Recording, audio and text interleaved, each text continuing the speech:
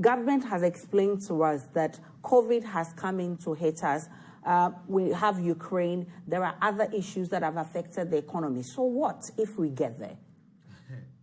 Aisha, first, any time I hear... And Aisha, are you asking me? Should I respond? No, this is to Ato, Prof. Okay, all right, great. Aisha, anytime I hear things like COVID, Ukraine, it sounds like music in my ears. Is it? Look, COVID never affected only Ghana. Okay? Ghana obviously isn't an island. We have our neighboring countries. How could COVID skip Ivory Coast, Togo, Nigeria, and everybody and hit Ghana?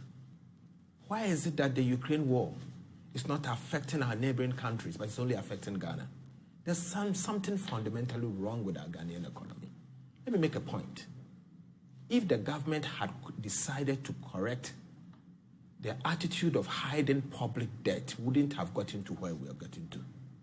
If the government had stopped their attitude of always creating SPVs for the purposes of hiding public debt, even though it is the central government that is actually having the obligation of servicing those debts, certainly wouldn't have gotten to where we are. Aisha, one important point we need to understand is that there's difference between the debt stock itself and the debt sustainability analysis. Okay. While the debt stock talks about the stock of debt, the actual debt you owe, the DSA deals with going forward, including policies that you will implement in the medium term, including some signings of loans that you are yet to draw down. So the two are different. It is a fact that the Sino-Hydro is a public debt. They decided to exclude it.